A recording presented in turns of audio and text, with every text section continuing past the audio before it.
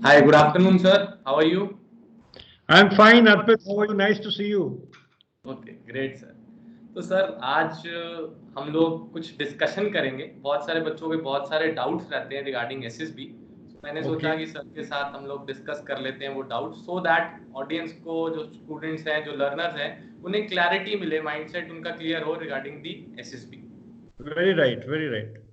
तो सर एक जो सबसे बड़ा क्वेश्चन मुझे बहुत सारे कमेंट्स में मिला वो ये था कि एसएसबी में जब भी कोई कैंडिडेट जाता है वो बहुत सारे लगभग 90% तो उसमें बाहर हो जाते हैं, ओनली 10% मेक थ्रू दिस। सो वो 90% जो रिजेक्ट होते हैं, कभी भी सर्विसेज सिलेक्शन बोर्ड उनका रीजन नहीं देता कि यार आपको इसलिए रिजेक्ट किया जा रहा है। तो मतलब आपके अकॉर्डिंगली ऐसा क्यों होता है सर? जो स्टेज 2 वाले के स्टेज 1 वाले? स्टेज 2 और स्टेज 1 दोनों में रीजन तो नहीं देते हैं सर। हाँ, मैं बताता हूँ क्यों नहीं देते।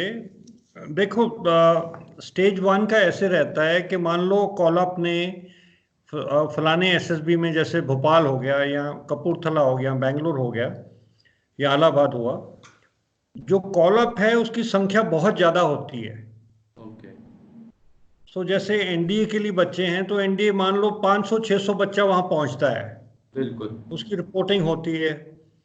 एंड स्टेज 1 की जो बात है, स्टेज 1 में उन्होंने फिल्टर लगाना होता है, कोर्स फिल्टर, एक छाननी के माफक। बिल्कुल।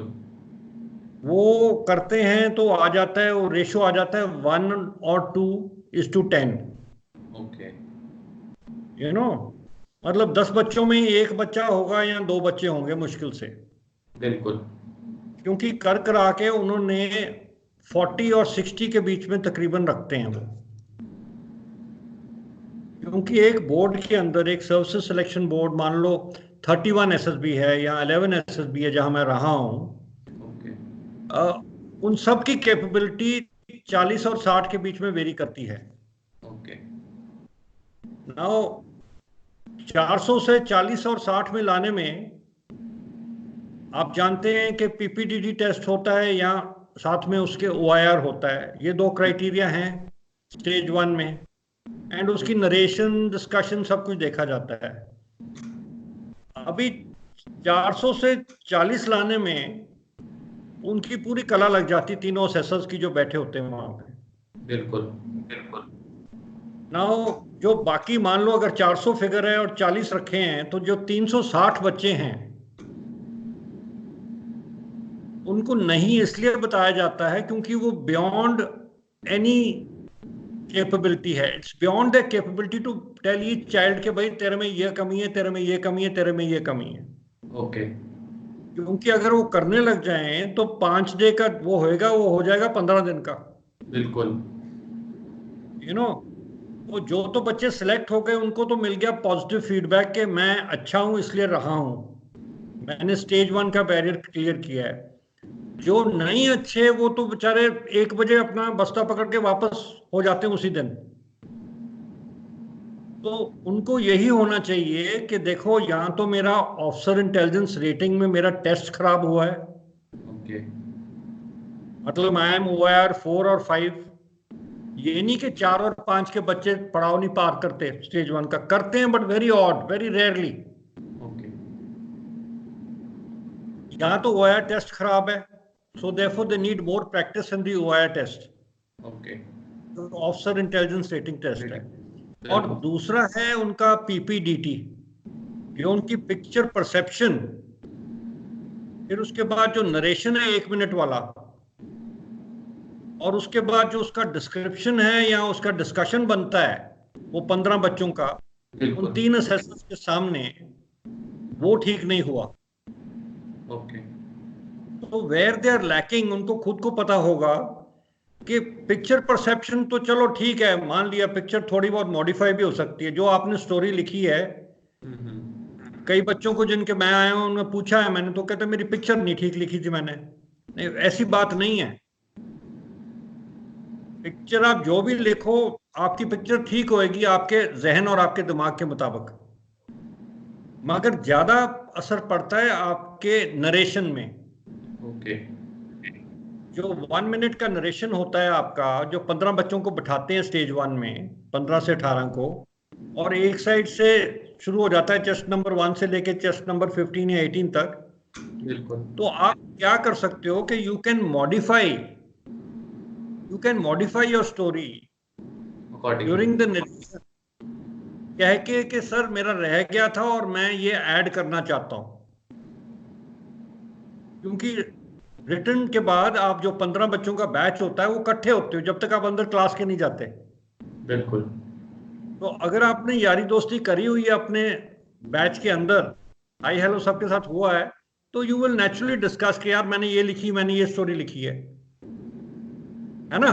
बिल्कुल। So you can be smart enough, आप थोड़ा चटक होना चाहिए वहां पे कि आप अपनी स्टोरी को दोबारा थोड़ा सा ट्वीक कर सको, थोड़ा सा मॉडिफाई कर सको, ओके। है ना। जब वो कर लोगे तो आप, हर एक की तो किस्मत खराब नहीं होती कि टेस्ट नंबर 1 है तो सबसे पहले खड़ा हो जा। हाँ। बिल्कुल। मान लो 1 से लेके 15 या 18 तक है, तो आप टेस्ट नंबर 6 हो, तो 5 की कहानी तो आपके जहन में जाएगी, आपके दिमाग में जाएगी। बिल्कुल। तो you can always modify it. Okay. एक तो वो रहा नरेशन, उसमें रसीद मिल जाती है कि गया ठीक कि नहीं गया। बिल्कुल। देन इन द डिस्कशन, अगर तो फ्रेशर बैच है, फिर तो आपको हमेशा पहला या दूसरा बच्चा होना चाहिए बोलने के लिए, ओके। नहीं तो क्योंकि उसके बाद पॉइंट दब जाते हैं। बिल्कुल। तो बिना हिचकिचाहट के आपको बोलना चाहिए। और अगर आप रिपीटर बैच हैं तो फिर तो वो मछली मार्केट बन गई। बिल्कुल फिश मार्केट तो अगर बन गई। अगर ये नहीं है कि आपको जो 3 असेसर बैठे हुए हैं आपके सामने, जीटीओ, साइको और आयो, वो देख नहीं रहे आपको। वो हो सकता है देख रहे हैं चेस्ट नंबर 15 की तरफ, मगर मैं आपको वाकई में बताऊं कि उनका ध्यान 1 से लेकर 15 तक है, ओके। और उनकी नजर एकदम पड़ जाती है। एक चोरी आंख से देखना है उन्होंने, और कहा ये चेस्ट नंबर 3 है, इसने बोला था, पते की बात बोली थी, कम बोला है मगर ठीक बोला है। तो हर कोई सुनाई दे जाता है मछली मार्केट में, ओके। जब आप अपने थोड़े धक्के से बोलो। दबना नहीं है, तो अगर आप दब गए हो और आप बोल नहीं पाए तो इसका मतलब you are not, and if you haven't got selected in stage 1, उसको आप खुद ही पता है आपको, आपका पीपीडीटी ठीक नहीं हुआ, you need more improvement in that. Okay. तो जो तो बच्चे वापस जा रहे हैं पहले दिन, उनको तो क्लियर होना चाहिए कि भाई ये 2 चीजें हैं कमी मेरे में, और मेरे में कोई कमी नहीं है, भगवान ने चाहा तो मैं फिर आऊंगा पूरे धक्के के साथ। वो तो है स्टेज 1 की बात। और जो अर्पित जी आपने पूछा है कि क्यों नहीं बताते, वो वजह यही है कि टाइम कंज्यूमिंग है। वो सिलेक्टेड बच्चों को देखें कि जो बच्चे रिजेक्ट हो चुके हैं उनको देखें। ठीक है। अभी आई बात स्टेज 2, पहला पड़ाव क्लियर करने के बाद जब आप स्टेज 2 में जाते हो, एंड स्टेज 2 में आप 4 दिन काट लेते हो, वहां पे आपका साइक भी हो जाता है, आपकी इंटरव्यू भी हो जाती है, आप GTO 1 GTO 2 भी हो जाते हो, और कॉन्फ्रेंस भी हो जाती है। तो मान लो आर्बिट्रली एक बच्चा है राजीव कुमार, उसका चेस्ट नंबर है 4, हाइपोथेटिकली। ओके। अभी जो राजीव कुमार है, कॉन्फ्रेंस में बुलाने से पहले वो बाहर बैठा होता है, बिल्कुल। तो आवाज पड़ती है चेस्ट नंबर 4, तो चेस्ट नंबर 4 को अंदर बुलाया जाता है। बिल्कुल।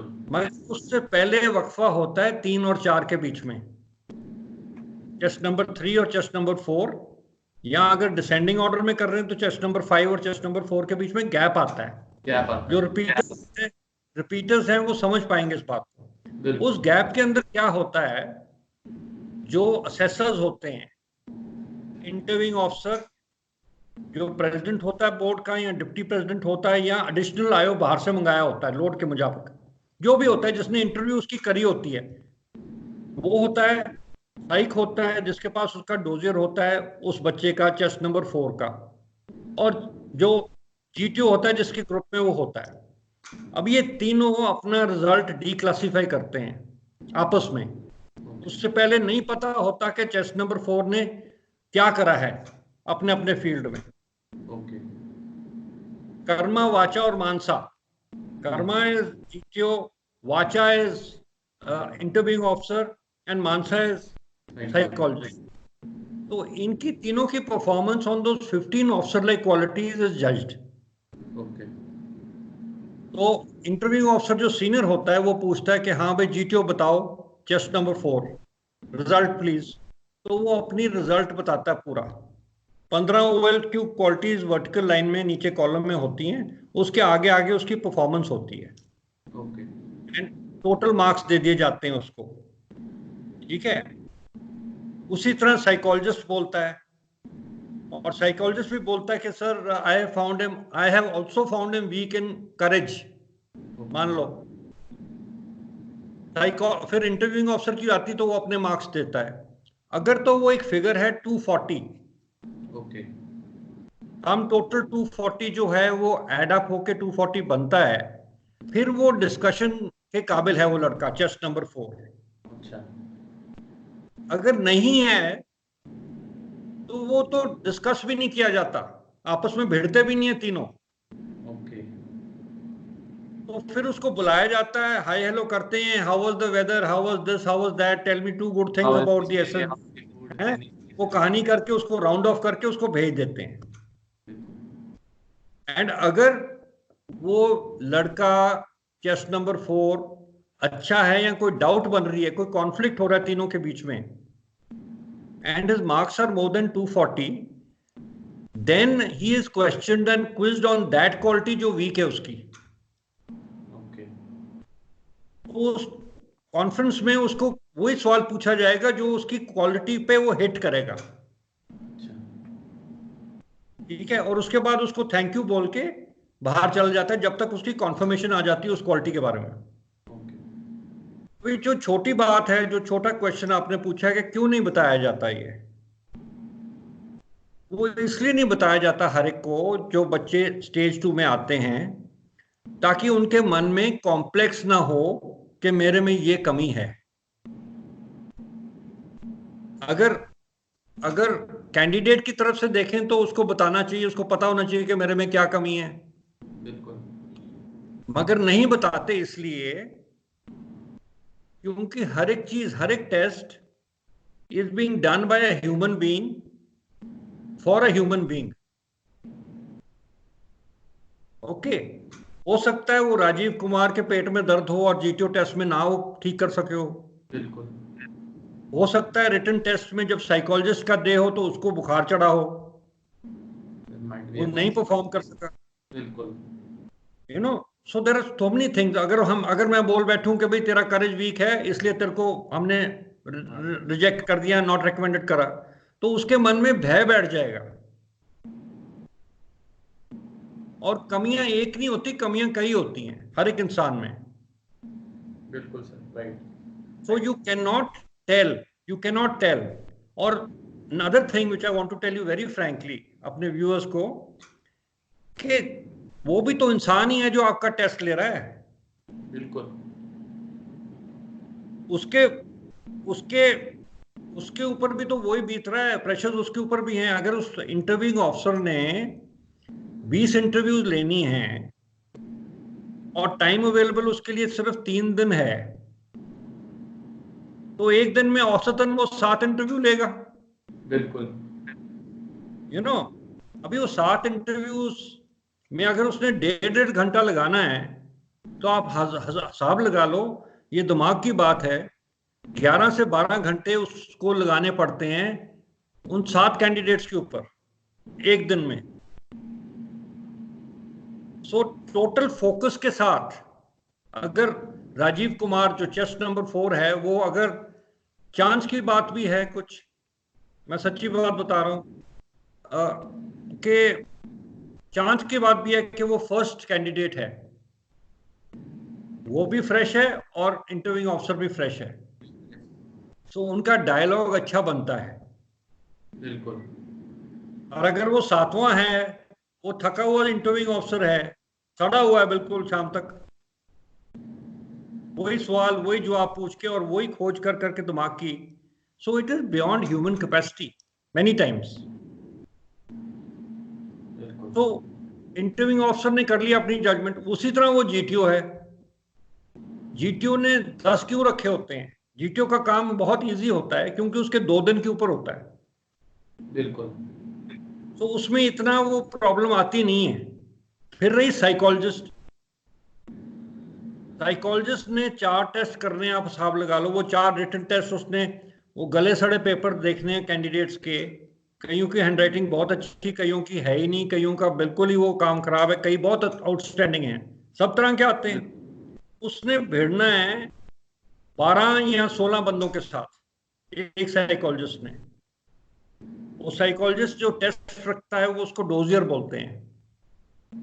तो उसमें से वो खोज करता है, मच्छियां पकड़ता है उस पेपर में से कि भाई इसकी क्या क्वालिटी निकल रही, क्या क्वालिटी निकल रही, क्या कंफर्म कर रहा है। सो साइकोलॉजिस्ट का टेस्ट अलग, इंटरव्यूइंग ऑफिसर का अलग और उसका अलग। जब कॉन्फ्रेंस का मुद्दा यही होता है, to get a confirmation from each other कि यार मैंने इसकी ये क्वालिटी देखी थी, इस वजह से देखी थी, और ये नहीं कि मैं सट्टा मार के बोल दूं कि उसकी ये क्वालिटी खराब है। उसको जस्टिफाई करना पड़ता है। बिल्कुल। तो दैट इज वाई जो कैंडिडेट है उसको नहीं बताया जाता, उसको नहीं बताया जाता, और ठीक ही है नहीं बताया जाता, क्योंकि नहीं तो उसको कॉम्प्लेक्स हो जाएगा। राइट। बिल्कुल। बट कई बार जो सियाने असेसर्स होते हैं कॉन्फ्रेंस में, और जो स्मार्ट कैंडिडेट होता है, अगर Rajeev Kumar is smart, he will be able to understand. उसको हिंट मिल जाएगा कॉन्फ्रेंस में, बिल्कुल।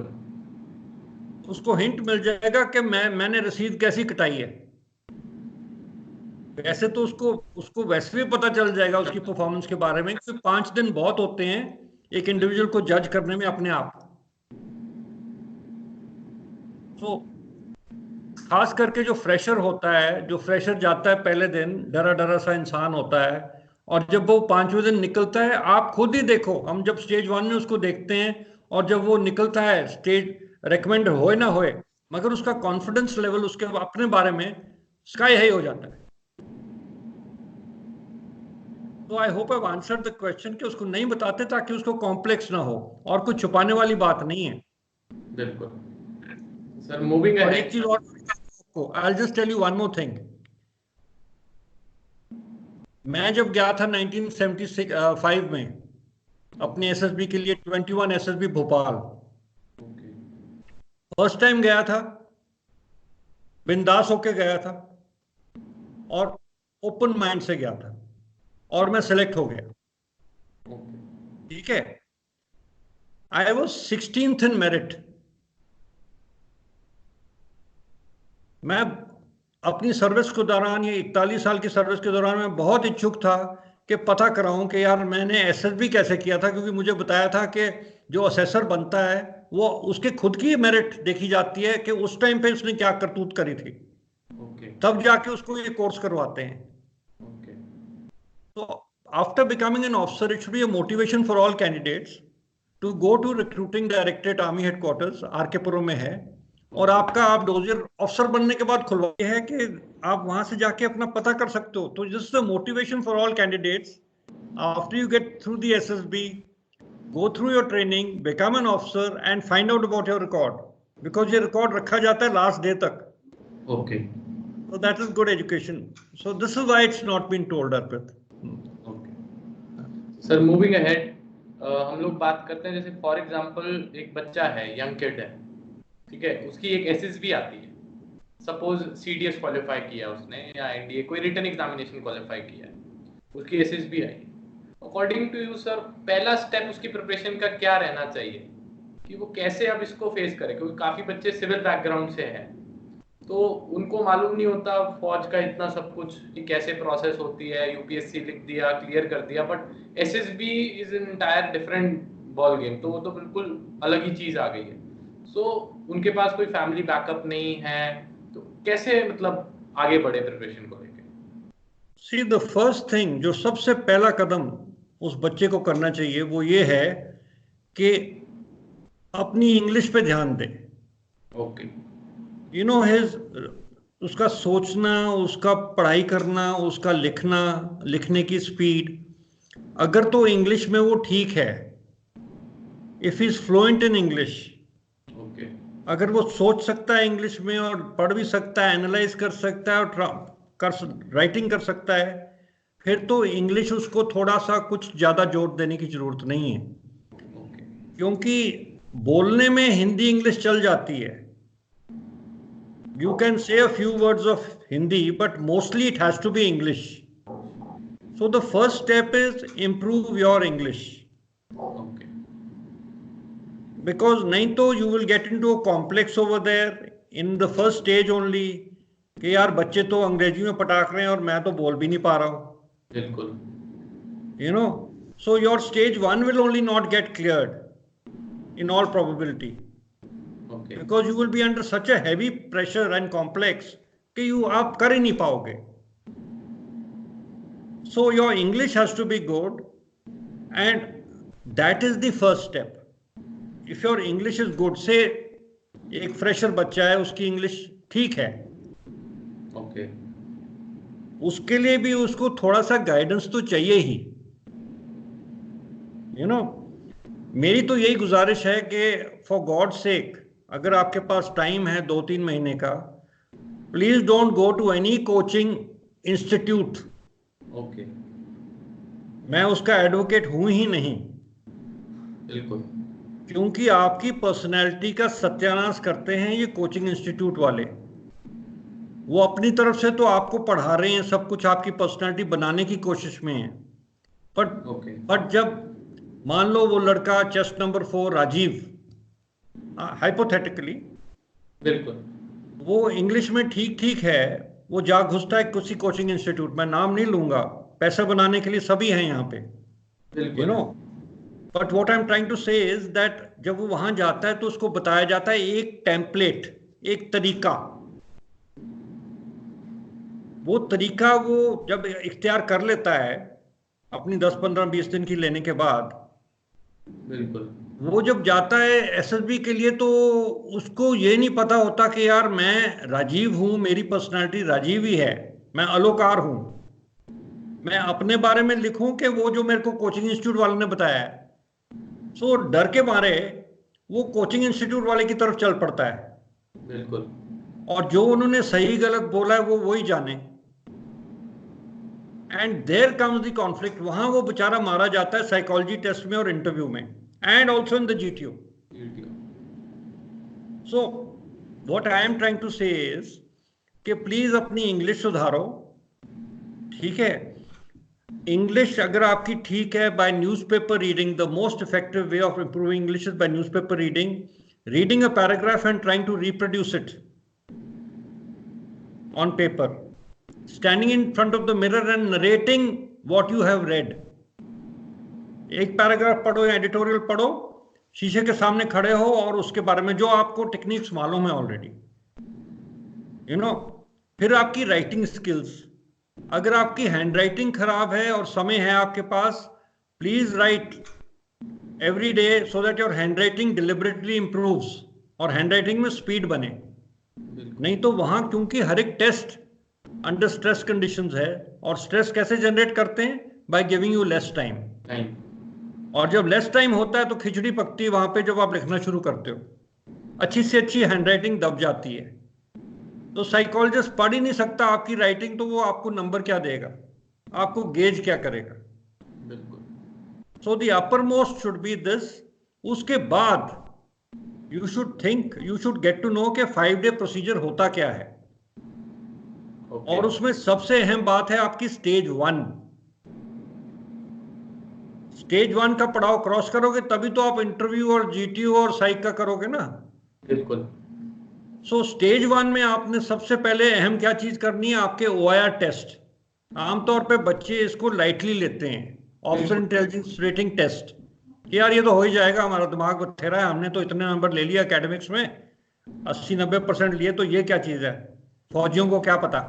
But that is not the point. The point is they are going to जज योर ब्रेन. आपका दिमाग देखेंगे, उसके अंदर लॉजिकल रीजनिंग देखेंगे, वर्बल एक्सप्रेशन देखेंगे. सो उसको आपने छोटे से छोटे टेस्ट को भी बहुत अहम समझना है. Stage 1. So focus initially on stage 1. जो स्टेज 1 है वो एक तरह से निचोड़ है बाकी स्टेज 2 का, क्योंकि उसमें आपको आईओ अपने हिसाब से देख रहा है, जीटीओ अपने हिसाब से देख रहा है, साइक अपने हिसाब से देख रहा है. सो जो वो ट्रेलर है एक तरह का स्टेज 2 का. So please prepare for that. So first is English, then is stage 1.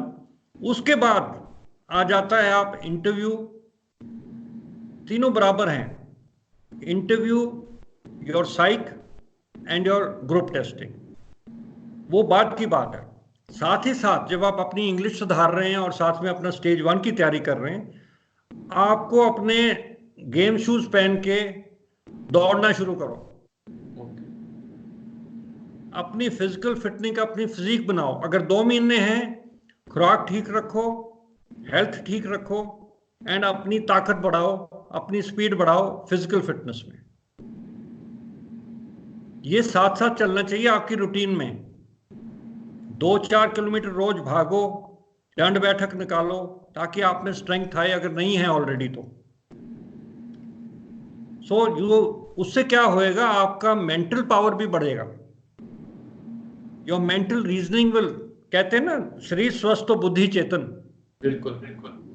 So you will get into that mode. फिर आपका जोश बढ़ेगा होश के साथ. फिर उसके बाद 10 दिन आप अपनी स्टेज 1 पे फोकस करो टोटली. उसके बाद जाओ आप स्टेज 2 के ऊपर, होता क्या है उसके अंदर. और मोटे तौर पे ग्रुप टेस्टिंग ऑफिसर जो है वो भी एक तरह का साइकोलॉजिस्ट ही है, पर ऑन ग्राउंड है. वो आपकी हरकत देख रहा है ऑन ग्राउंड. ग्रुप के अंदर आपका मेलजोल कैसे और कैसे आप रिजल्ट अचीव करते हो, वो कैसे होगा. वो अपने दिमाग से ही होगा ना. अगर राजीव कुमार चेस्ट नंबर 4 का दिमाग ही नहीं चल रहा ग्राउंड में तो क्या होगा. So everything is hinged around the brain. So brain के अंदर जो टैट वैट एसआरटी है वो तो उसके अलग अलग तरीके हैं. मेरा आंसर बहुत लंबा हो जाएगा, मगर टैट वैट एसआरटी सेल्फ डिस्क्रिप्शन का तरीका अलग है, वो साइड बाय साइड चलेगा. इंटरव्यू का 1-on-1 होती है, उसका आपने अलग से करना है. न्यूज़पेपर पढ़ो. जब न्यूज़पेपर पढ़ोगे तो आपकी अवेयरनेस भी बढ़ेगी. मैं कितने बच्चों की इंटरव्यू लेता हूँ अनअकैडमी की, आई मीन वैसे अर्पित आपके साथ. मोस्टली मैं बताऊं आपको, मैं उनको एक क्वेश्चन पूछता हूं आज की डेट में कि आप मेरे को बताओ, पूरी दुनिया कोरोना कोरोना कोरोना कोरोना कर रही है, पिछले 10 दिन में अगर आपको न्यूज़पेपर रीडिंग का शौक है, आपने खुद ही कहा है कि न्यूज़पेपर रीडिंग का शौक है मेरे को, तो अच्छा मेरे को बताओ पिछले 10 दिन में कोरोना वायरस से हटके कोई 3 हेडलाइन बता दो. आज तक इतने दिन हो गए हैं, मेरे को कोई बच्चा 3 हेडलाइन नहीं बता सका पिछले 10 दिन की कोरोना के अलावा. बिल्कुल, कि वो एक जबरदस्ती लिखा हुआ रिस्पांस है पीआईक्यू में जो लिख देते हैं. हाँ, और इंटरेस्ट में जस्ट टू शो ऑफ कि हां newspaper, just to show off. तो जो भी आप पीआईक्यू में लिखते हो, you have to be very genuine, because PIQ जो लिखोगे आप, वो आपको एक तरह से मौका दे रहा है इंप्रेशन मैनेज करने का साइकोलॉजिस्ट के साथ और इंटरव्यूइंग ऑफिसर के साथ. सर एक क्वेश्चन मैं यहाँ पे आप बहुत इंपॉर्टेंट पूछना चाहूंगा, मेरे जस्ट दिमाग में आ गया. अक्सर बच्चे पूछते हैं कि सर हम लोग स्पोर्ट्स खेलते हैं, क्यों पीआईक्यू में काफी अच्छा एक हॉबीज एंड इंटरेस्ट का कॉलम काफी बड़ा दिया होता है. सो उनके दिमाग में एक डाउट रहता है कि सर हम लोग स्पोर्ट्स खेलते हैं, एक्टिविटी करते हैं, बट हमने कोई बहुत बड़े स्केल पे नहीं किया है. क्रिकेट खेला है तो गली क्रिकेट खेल लिया, या जोनल लेवल पे खेल लिया, स्कूल इंटर स्कूल खेल लिया, तो ये मतलब क्या अच्छा इम्पैक्ट करेगा कि हम इसको अवॉइड करें लिखना? नहीं, ये बहुत अच्छा क्वेश्चन पूछा है आपने. जो भी आपने गेम खेली है, it is not the level, it is your spirit of inquisitiveness, इच्छुकता उस गेम खेलने के लिए. तो आप, मेरी तो यही राय है कि जो भी गेम खेली है आपने, ये नहीं कि 10-12 गेमें लिख दो, मगर जो सबसे अच्छी गेमें हैं, जो आप समझते हो, जिसके बारे में आपको जानकारी भी है और आपने एक्चुअल में खेला भी है, don't worry about the level. School level तो अगर एनडीए का बच्चा है तो 10वीं 12वीं के बाद तो आया है, वो तो क्या अचीव कर लेगा बताओ. यू नो, जो कॉलेज में है, जो सीडीएस के लिए कर रहे हैं, हाँ उनकी बात मान सकते हैं, मगर level is not the issue. The issue is कि आप में कितना दम है गेम खेलने का, इच्छुकता होने का, those are the qualities they are seeing. मैं बता रहा हूं आपको, जितना आप लिखोगे PIQ फॉर्म के अंदर, उतना ही आपको मौका दिया जाएगा इंटरव्यू के अंदर उसके बारे में बताने का, शोकेस योर क्वालिटीज। हाँ, क्योंकि जो इंटरव्यूइंग ऑफिसर है वो PIQ पढ़ के ही क्वेश्चन फ्रेम करता है।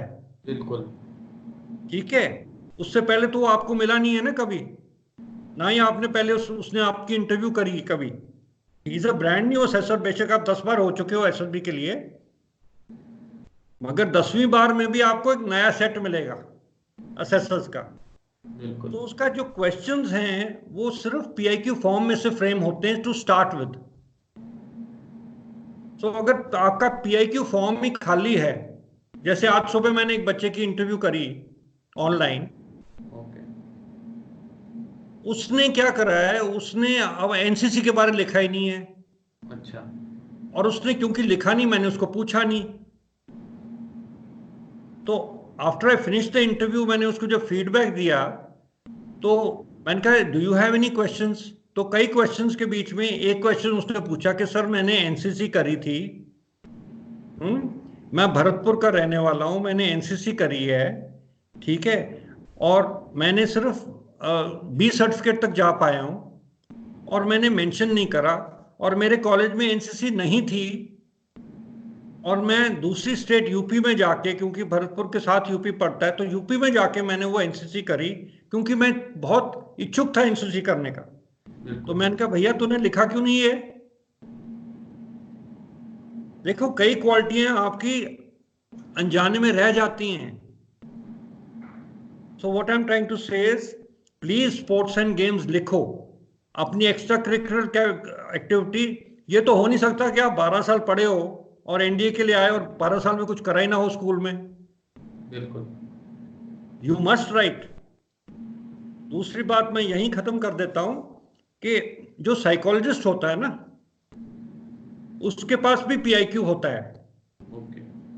वो PIQ उसको क्यों दिया जाता है, क्योंकि वो कैंडिडेट को देख नहीं रहा। बिल्कुल, 2 भरवाते हैं PIQ। हाँ जी, स्क्रीनिंग के बाद 2 PIQ भरवाते हैं। हाँ, वो इसलिए क्योंकि it is meant to go to the psychologist. Psychologist के पास क्यों जाता है वो, ना उसने इंटरव्यू करनी ना कुछ करनी, तो क्यों जाए। वो इसलिए जाता है अर्पित, कैंडिडेट्स आपको ये पता होना चाहिए कि वो देख, साइकोलॉजिस्ट लेवल देखता है आपको कि आपको जिंदगी में मौके कितने मिले हैं। ओके। सबसे अहम बात है उसमें, क्या आप रूरल बैकग्राउंड के हो, गांव के हो, या आप एक शहर के हो। नेचुरली शहर में ज्यादा फैसिलिटीज मिलती हैं, बिल्कुल। So exposure level of the candidate should be higher. और जो रूरल में गांव से आया, जैसे धारवी के स्लम से एक बच्चा आया था मेरे पास जब मैं इंटरव्यू करता था, इतना बढ़िया लड़का, इतना बढ़िया लड़का, मगर था वो बेचारा स्लम से, और उसने लिखा था, ठीक है। सो उसके जब मैंने उसको इंटरव्यू करा, इलाहाबाद की बात है ये, तो वो बहुत चमकता हुआ निकला बाहर। मेरा दिल करके मैं उसको उठ के जप्फी डाल लूं, इतना गुड था वो, मैं अभी तक नहीं भूला। जब वो साइकोलॉजिस्ट के पास गया, अभी उसके बच्चे की क्या थी कि उसने PIQ में लिखा था father died at age of 3, और जब वो 3 साल का था उसके पिताजी की डेथ हो गई। वो चार सिबलिंग थे, स्लम में रहते थे, उसकी मदर ने बर्तन मांज मांज के उसको बड़ा किया। तो बताओ, ये लड़का जब इतना चमकता हुआ निकल रहा है, मगर उसको अपॉर्चुनिटी नहीं मिली बेचारे को कुछ करने की, बिल्कुल। तो क्या करेगा। तो साइकोलॉजिस्ट ने उसको देखा, तो फिर उसने स्टैंडर्डाइज करता है वो साइकोलॉजिस्ट कि यार ये शहर का लड़का है, इसको इतने मौके मिले फिर भी ये काबिल नहीं है, और ये बेचारा नीचे से आया है, उभरा है, चमकता सितारा है, तो ये naturally he stands a better chance. बिल्कुल। सो ये सब चीजें देखी जाती। PIQ is the most important format. मैंने अन अकेडमी के ऊपर एजुकेटर हूं मैं, CDS में। सो उसके अंदर मैंने PIQ की एक स्पेशल क्लास ली है। मैं आपका लिंक डाल दूंगा सर डिस्क्रिप्शन में, आप सर को फॉलो कर सकते हैं अकेडमी पे भी। सर भी हाँ मेरी तरीके से अकेडमी पे भी एजुकेटर्स हैं, तो नीचे मैं डिस्क्रिप्शन में लिंक डाल दूंगा सर का, आप उधर जाके फॉलो कर सकते हैं सर को। और सर अभी स्पेशल क्लासेस भी ले रहे हैं, so this is a great opportunity for all of you. तो या आप, मैं लिंक डाल दूंगा इसके नीचे। And that is very good, thank you Arpit, that is very good, because उसमें पीआईक्यू में मैंने पैराग्राफ वाइज गया हूं कि हर एक पैरा की क्या अहमियत है, हर एक सेंटेंस की पीआईक्यू में क्या अहमियत है। So these are very important things which you have asked me. हाँ please, I hope I have answered the question. Yes sir, for sure. अब जस्ट यही रीजन ज्यादातर बच्चों का जो रहता है वो ये रहता है कि यार मैं एक, फॉर एग्जांपल एक स्टूडेंट है वो जो दिल्ली से आया है जिसके पास अपॉर्चुनिटी ज्यादा है। अब एक जो छोटे शहर से है, छोटे गांव से है, छोटे डिस्ट्रिक्ट से है, बिहार के किसी छोटे गांव से है या यूपी के, जहाँ इतनी फैसिलिटीज नहीं है। अब एक हम कंपेयर करें दिल्ली में, भाई एसी वाले कमरे में बैठ के वो पढ़ रहा है, उसको सारी फैसिलिटीज है, तब भी वो बच्चा कुछ नहीं कर रहा, और ये जो है ये रिकमेंड हो जाता है। क्योंकि अक्सर बच्चे बोलते हैं कि सर मैंने बहुत अच्छा परफॉर्म किया, हमने कभी एक्सपेक्ट नहीं किया था कि ये वाला बच्चा रिकमेंड हो जाएगा। अक्सर एसएसबी में ऐसा केसेस हो जाता है, तो this might be the reason कि वो लोग बैलेंसिंग करते हैं। मूविंग अहेड सर, एक सबसे बड़ी दिक्कत रहती है बच्चों को, वो रहती है एसएसबी मेडिकल्स की। एक फियर रहता है एसएसबी मेडिकल्स का यार, कि अब जैसे 5 डेज का प्रोसीजर है, 5 ही दिन का एसएसबी का भी मेडिकल होता है, 5 दिन के बाद उनकी मेडिकल कॉन्फ्रेंस होती है। सो एक डर बैठ गया बच्चे के दिमाग में ना, कि वो रिटर्न लिखने से पहले ही उनके दिमाग में एक चीज आ जाती है। तो आप इस केस में क्या सजेस्ट करेंगे मेडिकल के केस में? देखो, जब मैं सर्विस में भी था और मैं प्रेसिडेंट था बोर्ड का, मैं हर एक को रेकमेंड करता था और मैंने लिखित में भी दिया था कि कैंडिडेट्स का समय ना खराब हो। एक तरीके से हमारा मेडिकल सबसे पहले होना चाहिए। बिल्कुल। यू नो, अगर मेडिकल पहले होएगा, वहां फिल्टर लगेगा, जो बच्चों मेडिकली अनफिट हैं, हो ही नहीं सकते, वो क्यों आए एसएसबी के लिए आगे। मगर कई वो बार सिस्टम बच्चे को पता भी नहीं होता, जैसे मैं पता था, भी नहीं होता। पता भी नहीं होता, वहां यस, जाके पता लगता है। तो वो तो अथॉरिटीज की प्रॉब्लम ये है कि हम इतने बच्चों को कैसे, जैसे अभी कोरोना की आफत आई हुई है, बिल्कुल। टेस्टिंग की आफत आई ना कोरोना में भी, वही बिल्कुल। चीज है। सो वो लाखों में जो बच्चे हैं जो अप्लाई कर रहे हैं, उनका कैसे मेडिकल होगा। So that point is valid, but मेरी रिक्वेस्ट यही है कि जो कैंडिडेट है, एस्पिरेंट है, वो अपना एसएसबी में जाने से पहले मेडिकल करवा ले। Okay. Have a detailed medical, physical check, eyes, nose, throat, ears, body, you know, knock knees, कई होते हैं जिनके गोडे अटकते हैं, यू नो। बिल्कुल। हाँ, वो चीजें, ये सारी चीजें चेक करा लें, क्योंकि फिर वो भय निकल जाएगा मन से कि है, बिल्कुल। You know. And some things are rectifiable, जैसे टैटू। बिल्कुल।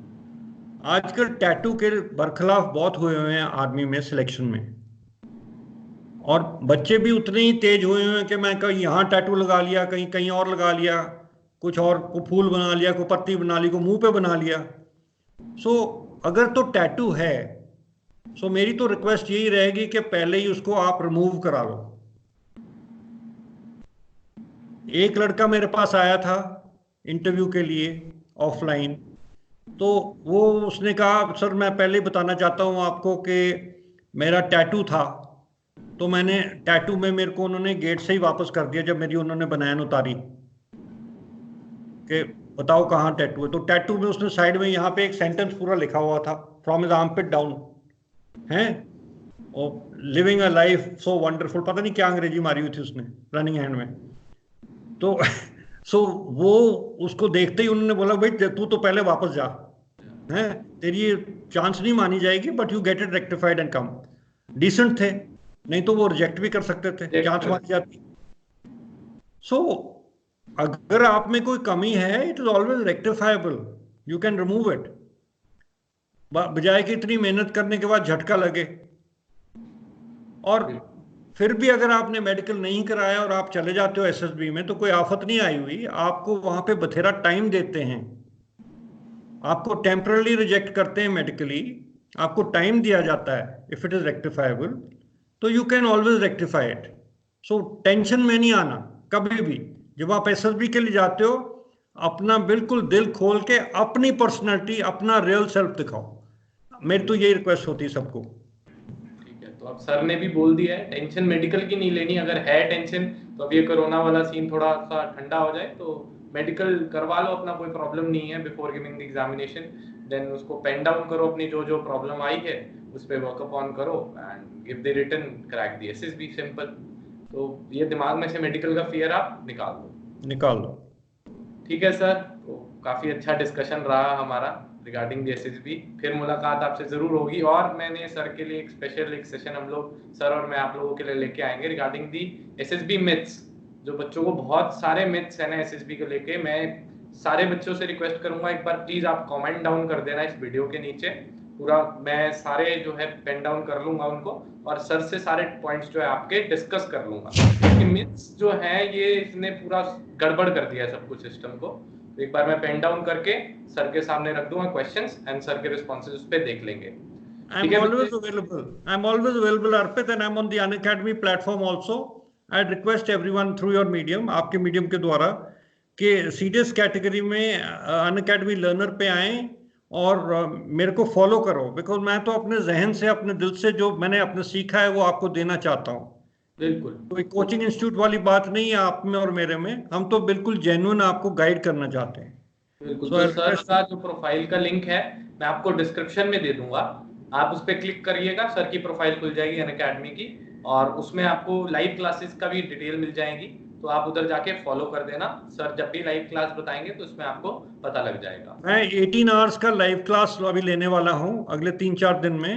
ओके, तीन स्पेशल क्लासेस होंगी, जो वो चीजें बता रहा हूँ, जैसे body language, you know, leadership कैसे डेवलप करनी, मोटिवेशन, कम्युनिकेशन कैसे, तो ये सब मैंने PIQ फॉर्म वो सब मैंने कर चुका हूँ और भी कर रहा हूँ। जैसे कल को 7 बजे होएगी मेरी टू क्रिएटिवली थिंक, ओके, आपके साइकोलॉजी में काम आएगी कि कैसे आप अपने सोच के आप क्रिएटिवली आप अपनी स्टोरीज बना सकते हैं, तो वो चीजें बता रहा हूँ। एंड उसके बाद 18 घंटे का एक क्रैश कोर्स चलेगा ओके, इसी महीने के दौरान। तो इस कोरोना का फायदा लीजिए और उसको फॉलो करो। ठीक है। तो मैं राइट सर अप। से बात करके लिंक्स ले लूंगा क्लासेस के भी, तो नीचे मैं इसको डिस्क्रिप्शन में आपके डाल दूंगा, सो दैट आप सर को फॉलो कर लें, और क्लासेस के लिंक्स भी आपको प्रोवाइड कर देंगे हम लोग। ठीक है sir, thanks for coming again thank on you Arpit, channel. Thank you, always a pleasure with you, thank you. जय हिंद। जय हिंद, थैंक यू।